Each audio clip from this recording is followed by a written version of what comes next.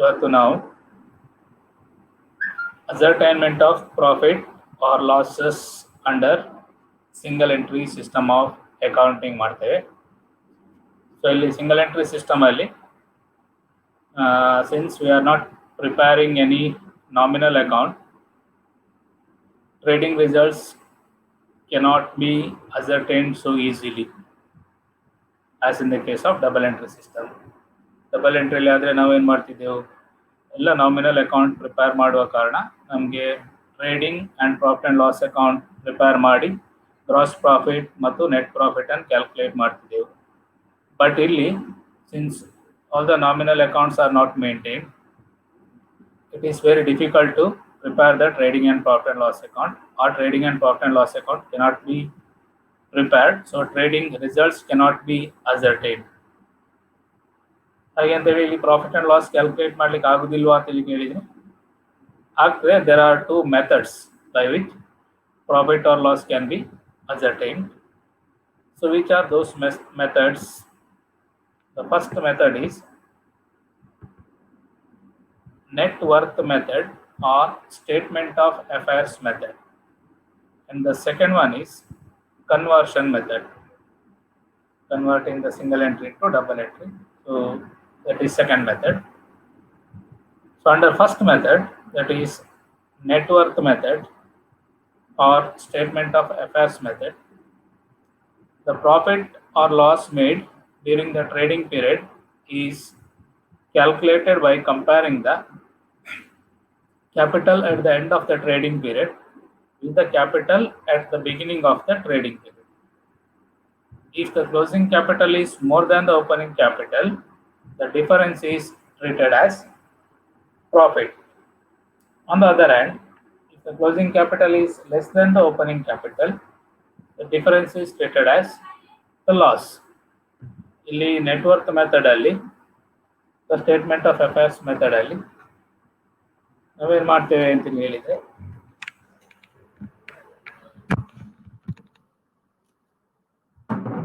Capital ಅನ್ನು compare ಮಾಡಿ profit or loss calculate ಮಾಡ್ತೀವಿ. ಕ್ಯಾಪಿಟಲ್ ಅನ್ನು ಕಂಪೇರ್ ಮಾಡೋದಂದ್ರೆ ಹೇಗೆ, closing capital at the end of the trading period closing capital ಅಂತ ಹೇಳ್ತೇವೆ. ಸೊ ಅದರಿಂದ capital at the beginning of the trading period ಅನ್ನು ನಾವು ಲೆಸ್ ಮಾಡ್ತೇವೆ. ಓಪನಿಂಗ್ ಕ್ಯಾಪಿಟಲ್ ಮತ್ತು ಕ್ಲೋಸಿಂಗ್ ಕ್ಯಾಪಿಟಲ್ ಇರ್ತದೆ. ಕ್ಲೋಸಿಂಗ್ ಕ್ಯಾಪಿಟಲ್ ಇಂದ ಓಪನಿಂಗ್ ಕ್ಯಾಪಿಟಲ್ ಲೆಸ್ ಮಾಡ್ತೇವೆ. ಸೊ ಕ್ಲೋಸಿಂಗ್ ಕ್ಯಾಪಿಟಲ್ ಇಂದ ಓಪನಿಂಗ್ ಕ್ಯಾಪಿಟಲ್ ಲೆಸ್ ಮಾಡಿದಾಗ ಅಲ್ಲಿ ನಿಮಗೆ if closing capital is more then profit ಅಂತೇಳಿ ನಾವು ಕನ್ಸಿಡರ್ ಮಾಡ್ತೇವೆ. If closing capital is less then the opening capital, ಆಗ ಲಾಸ್ ಆಗಿದೆ ಅಂತೇಳಿ ನಾವು ಕ್ಯಾಲ್ಕುಲೇಟ್ ಮಾಡ್ತೇವೆ. ಇಲ್ಲಿ there are various steps which are considered for calculating the profit or loss under this method. ಏನೆಲ್ಲ ಸ್ಟೆಪ್ಸ್ ಫಾಲೋ ಮಾಡ್ತೇವೆ ಅಂತ ಹೇಳಿದ್ರೆ, ಅಲ್ಲಿ ಫಸ್ಟ್ ಸ್ಟೆಪ್ ಅಲ್ಲಿ prepare A statement of affairs at the beginning of the trading period, that is opening statement of affairs. Opening statement of affairs ನಾವು prepare ಮಾಡಬೇಕು. Opening statement of affairs ಅಂದ್ರೆ as good as opening balance sheet ಅಂತ ಹೇಳ್ತೇವೆ. ಆದರೆ single entry system ಆದ ಕಾರಣ ನಾವು statement of affairs ಅಂತೇಳಿ ಅದನ್ನು ಕನ್ಸಿಡರ್ ಮಾಡಲಿಕ್ಕೆ. ಸೊ ಹೇಗೆ opening statement of affairs prepare ಮಾಡುವಂಥದ್ದು, with the help of assets and liabilities as at the beginning of the trading period. Trading period ಇನ ಬಿಗಿನಿಂಗ್ ಅಲ್ಲಿ ಅಸೆಟ್ಸ್ ಅಂಡ್ ಲಯಬಿಲಿಟೀಸ್ ಕೊಟ್ಟಿರ್ತಾರೆ ನಿಮಗೆ. ಆ ಅಸೆಟ್ಸ್ ಅಂಡ್ ಲಯಬಿಲಿಟೀಸ್ ಅನ್ನು consider ಮಾಡಿ ನಾವು ಓಪನಿಂಗ್ ಕ್ಯಾಪಿಟಲ್ ಅನ್ನು ಕ್ಯಾಲ್ಕುಲೇಟ್ ಮಾಡಬೇಕು. ಓಪನಿಂಗ್ ಕ್ಯಾಪಿಟಲ್ ಏನು ಅಂತ ಹೇಳಿದ್ರೆ, it is the difference between opening assets and opening liabilities.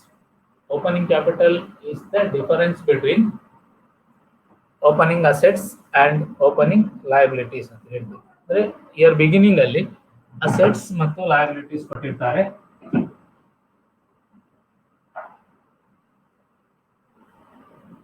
So assets ಮತ್ತು ಲಯಬಿಲಿಟೀಸ್ ಅನ್ನು ನೀವು ಏನ್ ಮಾಡಬೇಕು ಅಂತ ಹೇಳಿದ್ರೆ, ಒಂದು ಸ್ಟೇಟ್ಮೆಂಟ್ ಆಫ್ ಅಫೇರ್ಸ್ ಅಂತೇಳಿ ಮಾಡಬೇಕು.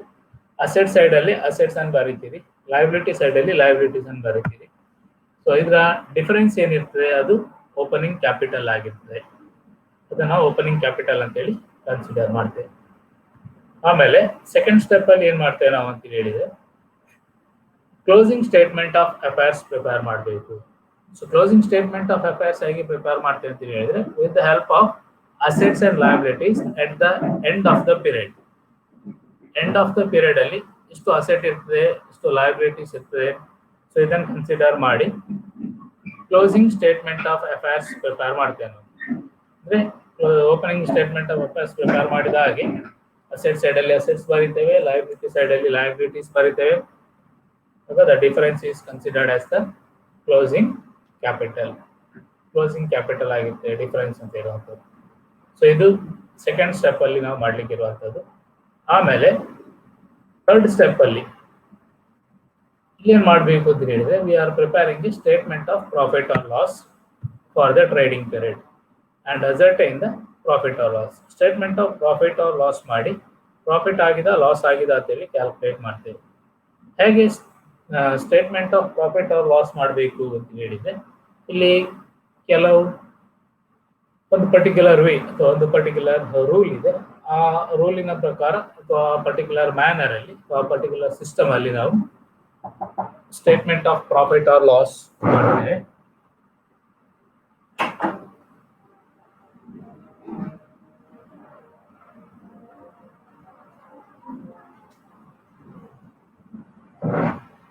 ಸೊ ಹೇಗೆ statement of profit or loss ಮಾಡ್ತೇವೆ ಅಂತ ಹೇಳಿದ್ರೆ we are taking the closing capital as the starting point. Closing capital ಅನ್ನು ಸ್ಟಾರ್ಟಿಂಗ್ ಪಾಯಿಂಟ್ ಅಂತೇಳಿ ಕನ್ಸಿಡರ್ ಮಾಡುವಂಥದ್ದು ಇಲ್ಲಿ. ಆಮೇಲೆ we have to add all the drawings if any made during the period. ಆ ವರ್ಷದಲ್ಲಿ ಏನಾದರೂ ಡ್ರಾಯಿಂಗ್ಸ್ ಮಾಡಿದ್ರೆ ಓನರ್ ಅದನ್ನ ಪರ್ಸನಲ್ ಪರ್ಪಸ್ಸಿಗೆ ವಿತ್ಡ್ರಾ ಮಾಡಿದ್ರೆ ಅದನ್ನು ಆಡ್ ಮಾಡಬೇಕು ಅಂತ ಹೇಳಿ. ಆಮೇಲೆ ಏನ್ ಮಾಡಬೇಕು ಥರ್ಡ್ ಕೇಸಲ್ಲಿ we have to deduct the additional capital during the previous year introduce ಮಾಡಿದಿದ್ರೆ, ಆ ವರ್ಷವೇ ಅಡಿಷನಲ್ ಕ್ಯಾಪಿಟಲ್ ಇಂಟ್ರೊಡ್ಯೂಸ್ ಮಾಡಿದಿದ್ರೆ ಇದನ್ನು ನಾವು ಡಿಡಕ್ಟ್ ಮಾಡ್ತೇವೆ from the total closing capital and drawings. ಇದು ಡಿಡಕ್ಟ್ ಮಾಡಿ ಆದ್ಮೇಲೆ ಏನು ಕ್ಯಾಪಿಟಲ್ ಉಳಿತದೆ ಅದಕ್ಕೆ ಅಡ್ಜಸ್ಟೆಡ್ ಕ್ಲೋಸಿಂಗ್ ಕ್ಯಾಪಿಟಲ್ ಅಂತೇಳಿ ನಾವು ಕನ್ಸಿಡರ್ ಮಾಡ್ತೇವೆ. ಫಸ್ಟಿಗೆ ಕ್ಲೋಸಿಂಗ್ ಕ್ಯಾಪಿಟಲ್ ಅನ್ನು ಸ್ಟಾರ್ಟಿಂಗ್ ಪಾಯಿಂಟ್ ಅಂತೇಳಿ ತಗೊಳ್ಬೇಕು. ಅದಕ್ಕೆ ಡ್ರಾಯಿಂಗ್ಸ್ ಮಾಡಿದ್ರೆ ಅದನ್ನು ಆಡ್ ಮಾಡಬೇಕು, ಟೋಟಲ್ ಎಷ್ಟು ಕ್ಯಾಪಿಟಲ್ ಇತ್ತು ಅಂತೇಳಿ ನೋಡೋದಕ್ಕೋಸ್ಕರ. ಆಮೇಲೆ ಈ ವರ್ಷ ಇಂಟ್ರೊಡ್ಯೂಸ್ ಮಾಡಿದ ಅಡಿಷನಲ್ ಕ್ಯಾಪಿಟಲ್ ಏನಾದರೂ ಇದ್ರೆ ಅದನ್ನು ಕ್ಲೋಸಿಂಗ್ ಕ್ಯಾಪಿಟಲ್ ಮತ್ತು ಡ್ರಾಯಿಂಗ್ಸ್ ಆಡ್ ಮಾಡಿರ್ತೀವಿ ಅದರಿಂದ ಲೆಸ್ ಮಾಡಬೇಕು. ಸೊ ಹೀಗೆ ಕ್ಲೋಸಿಂಗ್ ಕ್ಯಾಪಿಟಲ್ಗೆ ಡ್ರಾಯಿಂಗ್ಸ್ ಆಡ್ ಮಾಡಿ ಅಡಿಷನಲ್ ಕ್ಯಾಪಿಟಲ್ ಇಂಟ್ರೊಡ್ಯೂಸ್ ಮಾಡಿದ್ದು ಲೆಸ್ ಮಾಡಿದ್ರೆ ನಮಗೆ ಅಡ್ಜಸ್ಟೆಡ್ ಕ್ಲೋಸಿಂಗ್ ಕ್ಯಾಪಿಟಲ್ ಸಿಗ್ತದೆ. ಕ್ಲೋಸಿಂಗ್ ಕ್ಯಾಪಿಟಲ್ ಅಡ್ಜಸ್ಟ್ ಮಾಡಿದ್ದು ಹೇಗೆ ಅಡ್ಜಸ್ಟ್ ಮಾಡಿದ್ದೇವೆ, ಡ್ರಾಯಿಂಗ್ಸ್ ಆಡ್ ಮಾಡಿದ್ದೇವೆ, ಅಡಿಷನಲ್ ಕ್ಯಾಪಿಟಲ್ ಇಂಟ್ರೊಡ್ಯೂಸ್ ಮಾಡಿದ್ದು ಲೆಸ್ ಮಾಡಿದ್ದೇವೆ, ಆಗ ನಮಗೆ ಅಡ್ಜಸ್ಟೆಡ್ ಕ್ಲೋಸಿಂಗ್ ಕ್ಯಾಪಿಟಲ್ ಸಿಗ್ತದೆ. ಇನ್ನೇನು ಮಾಡ್ಬೇಕು ನಾವು, we have to deduct the opening capital from the adjusted closing capital. Opening capital ಅನ್ನು ಕ್ಲೋಸಿಂಗ್ ಕ್ಯಾಪಿಟಲ್ ಇಂದ ಲೆಸ್ ಮಾಡಬೇಕು ಅಂತ ಹೇಳ್ತೇವೆ. ಅಡ್ಜಸ್ಟೆಡ್ ಕ್ಲೋಸಿಂಗ್ ಕ್ಯಾಪಿಟಲ್ ಮಾಡಿರ್ತೇವೆ ನಾವು, ಆ ಅಡ್ಜಸ್ಟೆಡ್ ಕ್ಲೋಸಿಂಗ್ ಕ್ಯಾಪಿಟಲ್ ಇಂದ ಈ ಓಪನಿಂಗ್ ಕ್ಯಾಪಿಟಲ್ ಏನಿರ್ತದೆ ಅದನ್ನು ನಾವು ಲೆಸ್ ಮಾಡ್ತೇವೆ. The balance will be gross profit or gross loss. ಇಲ್ಲಿ ಏನು ಡಿಫರೆನ್ಸ್ ಬರ್ತದೆ ಅದು ಗ್ರಾಸ್ ಪ್ರಾಫಿಟ್ ಅಥವಾ ಗ್ರಾಸ್ ಲಾಸ್ ಆಗಿರ್ತದೆ.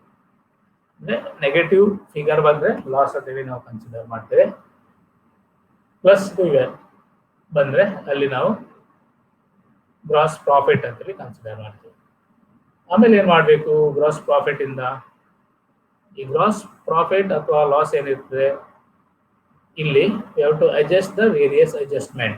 With the gross profit or gross loss we are supposed to make various adjustments for arriving at net profit or net loss. Net profit ಅಥವಾ net loss ಗೆ ಬರಬೇಕಾದ್ರೆ ಈ gross profit ಅಥವಾ gross loss ಇಂದ ಬೇರೆ ಬೇರೆ adjustments ಅನ್ನು ಮಾಡಬೇಕು ಅಂತ ಹೇಳ್ತಾರೆ. ಇಲ್ಲಿ ನಾವು ಟ್ರೇಡಿಂಗ್ ಅಕೌಂಟ್ ಪ್ರಿಪೇರ್ ಮಾಡದ ಕಾರಣ ಪ್ರಾಫಿಟ್ ಅಥವಾ ಲಾಸ್ ಕ್ಯಾಲ್ಕುಲೇಟ್ ಮಾಡೋದಕ್ಕೆ statement of profit and loss ಮಾಡ್ತೇವೆ. Statement of profit and loss ಅಲ್ಲಿ ಇಷ್ಟೆಲ್ಲ ನಾವು ಮಾಡ್ಲಿಕ್ಕೆ ಇರುವಂತದ್ದು. ಸೊ ಏನೆಲ್ಲ ಮಾಡ್ಲಿಕ್ಕೆ ಇರ್ತದೆ ಅಂತ ಹೇಳಿದ್ರೆ ಕ್ಲೋಸಿಂಗ್ ಕ್ಯಾಪ್ ಇಲ್ಲಿ this is as good as trading and profit and loss account ಅಂತ ಹೇಳ್ತೇವೆ. But double entry system follow ಮಾಡದ ಕಾರಣ trading and profit and loss account ಮಾಡ್ಲಿಕ್ಕೆ ಆಗುದಿಲ್ಲ. ಅದರಿಂದ ಈ ರೀತಿಯಲ್ಲಿ ನಾವು ಪ್ರಾಫಿಟ್ ಅಥವಾ ಲಾಸ್ ಕ್ಯಾಲ್ಕುಲೇಟ್ ಮಾಡ್ತೇವೆ. ಕ್ಲೋಸಿಂಗ್ ಕ್ಯಾಪಿಟಲ್ ಅನ್ನು ಸ್ಟಾರ್ಟಿಂಗ್ ಪಾಯಿಂಟ್ ಅಂತ ಹೇಳಿ ತಗೊಳ್ತೇವೆ.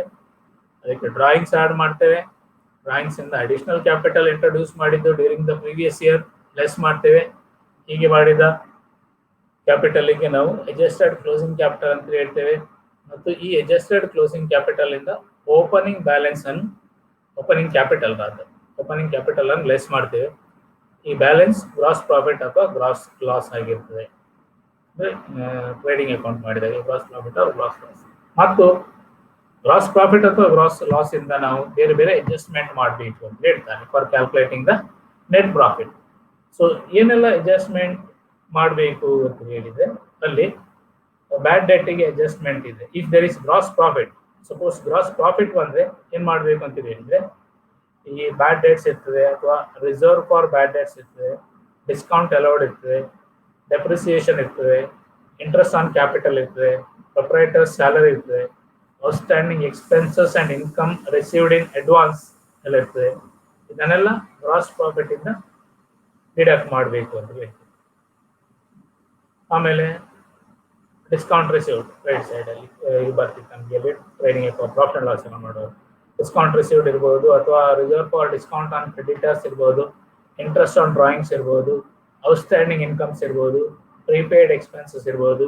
ಇದನ್ನೆಲ್ಲ ಆ್ಯಡ್ ಮಾಡಬೇಕು ಗ್ರಾಸ್ ಪ್ರಾಫಿಟಿಗೆ. ಇದನ್ನೆಲ್ಲ ಗ್ರಾಸ್ ಪ್ರಾಫಿಟಿಗೆ ಆ್ಯಡ್ ಮಾಡಿದ್ರೆ ನಮಗೆ ನೆಟ್ ಪ್ರಾಫಿಟ್ ಬರ್ತದೆ.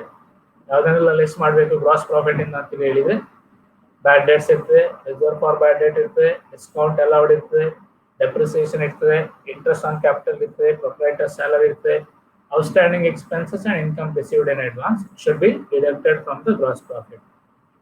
ಆಮೇಲೆ ಗ್ರಾಸ್ ಪ್ರಾಫಿಟಿಗೆ ಯಾವುದನ್ನೆಲ್ಲ ಆ್ಯಡ್ ಮಾಡಬೇಕು ಅಂತ ಹೇಳಿದ್ರೆ ಅಲ್ಲಿ ಡಿಸ್ಕೌಂಟ್ ರಿಸೀವ್ಡ್ ಇರ್ಬೋದು, reserve for discount on creditors ಇರ್ಬೋದು, ಇಂಟ್ರೆಸ್ಟ್ ಆನ್ ಡ್ರಾಯಿಂಗ್ಸ್ ಇರ್ಬೋದು, ಔಟ್ಸ್ಟ್ಯಾಂಡಿಂಗ್ ಇನ್ಕಮ್ಸ್ ಇರ್ಬೋದು, ಪ್ರೀಪೇಯ್ಡ್ ಎಕ್ಸ್ಪೆನ್ಸಸ್ ಇರ್ಬೋದು. ಸೊ ಇದನ್ನೆಲ್ಲ ಗ್ರಾಸ್ ಪ್ರಾಫಿಟಿಗೆ ನಾವು ಆ್ಯಡ್ ಮಾಡಬೇಕು for calculating the net profit.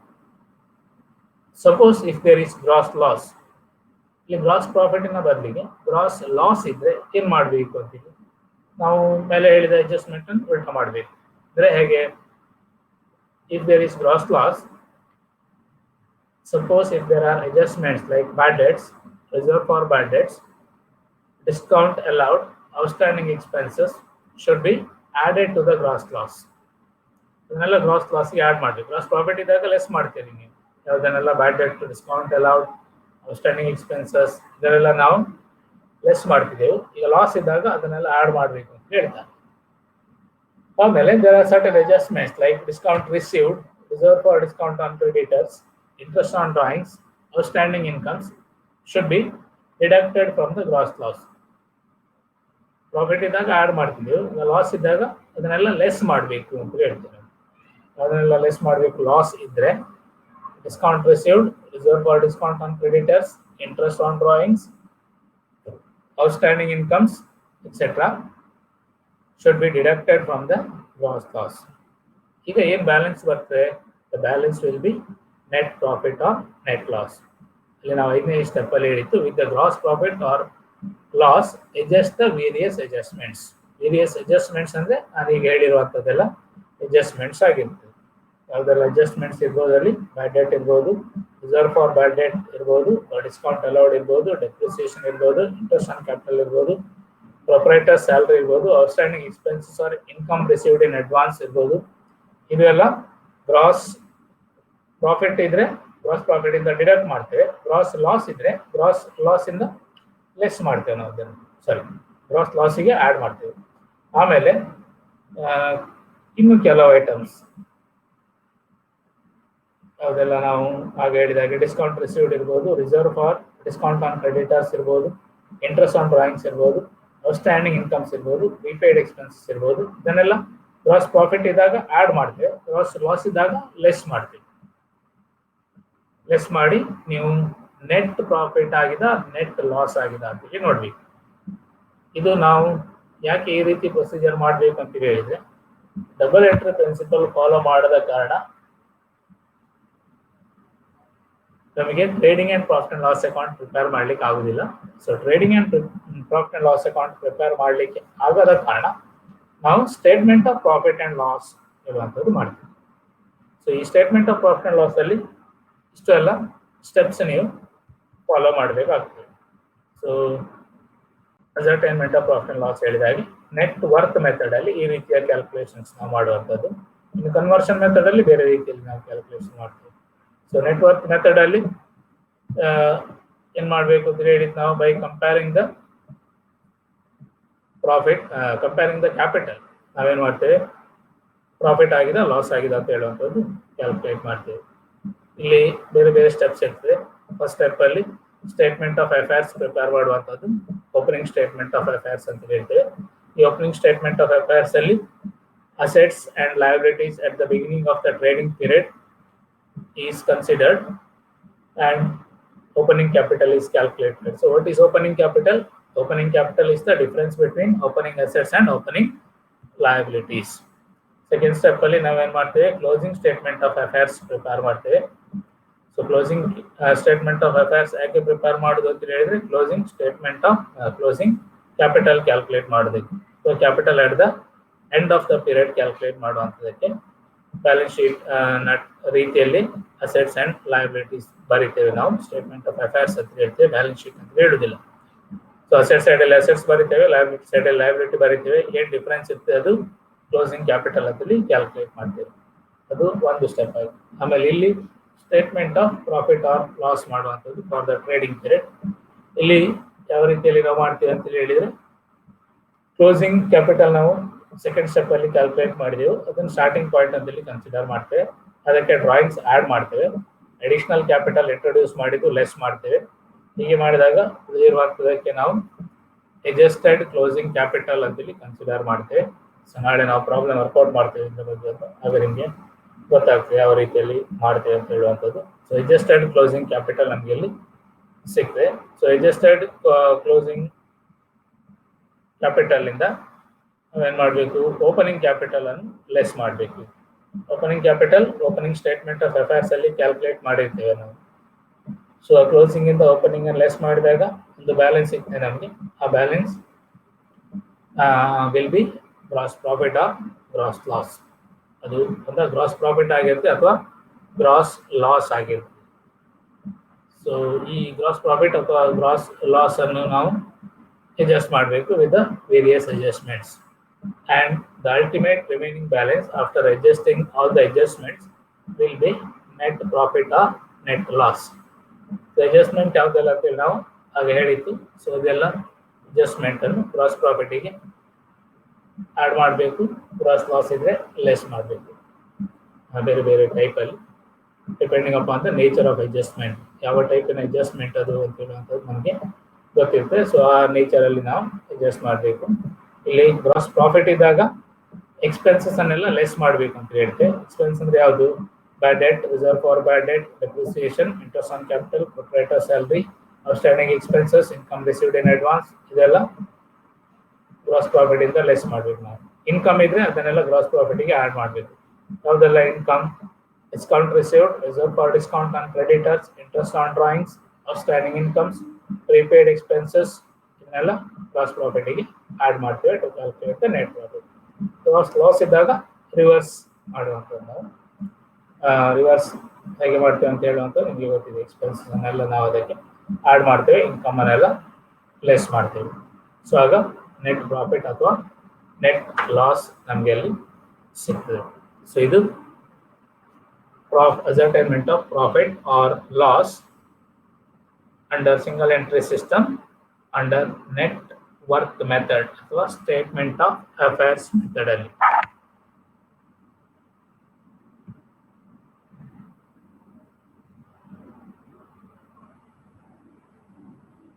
So ಇದು ಸ್ಟೇಟ್ಮೆಂಟ್ ಆಫ್ ಅಫೇರ್ಸ್ ಮೆಥಡ್ ಅಲ್ಲಿ ನಾವು ಕ್ಯಾಲ್ಕುಲೇಟ್ ಮಾಡಿದ್ದು. ಆಮೇಲೆ ಮತ್ತೊಂದು ಪ್ರಾಬ್ಲಮ್ ಅನ್ನು ಲೋಡ್ ಮಾಡ್ತೀನಿ, ಅದನ್ನು ಬರ್ಕೊಂಡಿರಿ. ನಾಳೆ ಅದನ್ನು ನಾವು ವರ್ಕೌಟ್ ಮಾಡುವ. ಹೇಗೆ ಸ್ಟೇಟ್ಮೆಂಟ್ ಪ್ರಿಪೇರ್ ಮಾಡಿ ನಾವು ಪ್ರಾಫಿಟ್ ಆರ್ ಲಾಸ್ ಕ್ಯಾಲ್ಕುಲೇಟ್ ಮಾಡ್ತೀವಿ ಅಂತೇಳಿ. Opening statement of affairs prepare ಮಾಡಬೇಕು, closing statement of affairs prepare ಮಾಡಬೇಕು, ಮತ್ತು statement of profit or loss prepare ಮಾಡುವಂಥದ್ದು ನಾಳಿನ ಕ್ಲಾಸಲ್ಲಿ. ಒಂದು ಸಣ್ಣ ಪ್ರಾಬ್ಲಮ್ ಅನ್ನು ಮತ್ತೆ ಕಳಿಸ್ತೇನೆ, ವಾಟ್ಸಪ್ಪಲ್ಲಿ ಸಹ ಕಳಿಸ್ತೇನೆ, ಇದರಲ್ಲಿ ಸಹ ಕಳಿಸ್ತೇನೆ. ಸೊ ಅದನ್ನು ನೀವು ಅದನ್ನು ಬರ್ಕೊಂಡಿರಿ. ನಾಳೆ ಅದು ಹೇಗೆ ನಾವು ಓಪನಿಂಗ್ ಸ್ಟೇಟ್ಮೆಂಟ್ ಆಫ್ ಅಫೇರ್ಸ್ ಮಾಡೋದು ಮತ್ತು ಕ್ಲೋಸಿಂಗ್ ಸ್ಟೇಟ್ಮೆಂಟ್ ಆಫ್ ಅಫೇರ್ಸ್ ಮಾಡೋದು ಅಂತ ಈಗ ಥಿಯರಿ ಹೇಳಿದ್ದೆ ಹೇಗೆ ಮಾಡೋದು ಅಂತೇಳಿ. ನಾಳೆ ಪ್ರಾಕ್ಟಿಕಲಿ ನಾವು ವರ್ಕೌಟ್ ಮಾಡಿ ಸ್ಟೇಟ್ಮೆಂಟ್ ಆಫ್ ಅಫೇರ್ಸ್ ಪ್ರಿಪೇರ್ ಮಾಡಿ, statement of profit or loss prepare ಮಾಡಿ ನಾವು ಕ್ಯಾಲ್ಕುಲೇಟ್ ಮಾಡುವ ಹೇಗೆ ಅಂತ ಹೇಳುವಂಥದ್ದು.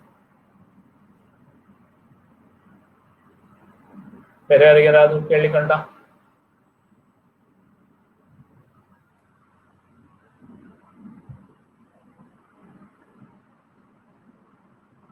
ಯಾರಿಗಾದ್ರೂ ಏನಾದರೂ ಕೇಳಲಿಕ್ಕಿದ್ರೆ ಕೇಳಿ.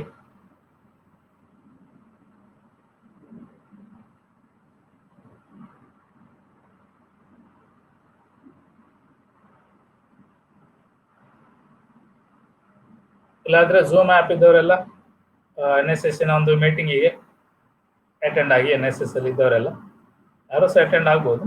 Y should I vaccinate for covid ಅಂತೇಳಿದೆ. ಯಾಕೆ ಕೋವಿಡ್ಗೆ ವ್ಯಾಕ್ಸಿನೇಷನ್ ತಗೊಳ್ಬೇಕು ಅಂತ ಹೇಳುವಂಥದ್ರ ಬಗ್ಗೆ ಒಂದು ಸಣ್ಣ ಕಾರ್ಯಕ್ರಮ ಇರುತ್ತೆ. ಆ ಲಿಂಕಿನ ಮೇಲೆ ಕ್ಲಿಕ್ ಮಾಡಿ ಜಾಯ್ನ್ ಆಗಿ.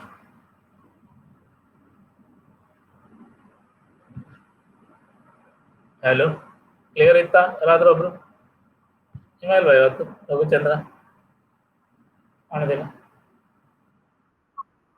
ಇಲ್ಲಿ ಕಾಣದಿಲ್ಲ. ಸರಿ ಸರಿ, ಕೇಳ್ತಾ ಇತ್ತಾ? ಕ್ಲಿಯರ್ ಇತ್ತಾ? ಸರಿ, ಓಕೆ. ಇದು NSS ಮೀಟಿಂಗ್ ಅಟೆಂಡ್ ಆಗಲಿ. ನಾ ಬೇರೆ ಕೇಳಿಕೊಂಡ? ಬೇರೆ ಏನಾದ್ರು ಬೇರೆ ಯಾರಿಗಾದ್ರೂ ಏನಾದ್ರು ಕೇಳಿಕೊಂಡ? ಪ್ರಾಬ್ಲಮ್ ಕಳಿಸಿರ್ತೇನೆ, ಮತ್ತೆ ಬರ್ಕೊಳ್ಳಿ ಎಲ್ಲ. ಒಂದು ಬುಕ್ ಮೇಂಟೈನ್ ಮಾಡಿ ಅಲ್ಲಿಂದ ಬರ್ಕೊಳ್ಳಿಕ್ಕೆ. ರಫ್ ಬುಕ್ ಯಾವುದು ಆಗ್ಬೋದು ಸದ್ಯಕ್ಕೆ, ಈಗ ಅಂಗಡಿ ಓಪನ್ ಇಲ್ಲದ ಕಾರಣ ಇದ್ದ ಬುಕ್ ಅನ್ನು ಅಡ್ಜಸ್ಟ್ ಮಾಡಿ. ಮತ್ತೆ ಮನೆ ಹತ್ರ ಅಂಗಡಿ ಓಪನ್ ಇದ್ರೆ ತಗೊಳ್ಳಿ, ಬುಕ್ ತಗೊಳ್ಳಿಕ್ಕೆ ಅಂತೇಳಿ ಅಂಗಡಿಗೆ ಹೋಗಬೇಡಿ. ಮತ್ತೆ ನನ್ನ ಹೆಸರು ಹೇಳಿ ಅಲ್ಲಿ ಓಡಿಸಿ ಅಲ್ಲಿ ಯಾಕೆ ಬುಕ್ ತಗೊಳ್ಳಿಕ್ಕೆ ಹೋಗಿದ್ದು ಅಂತ.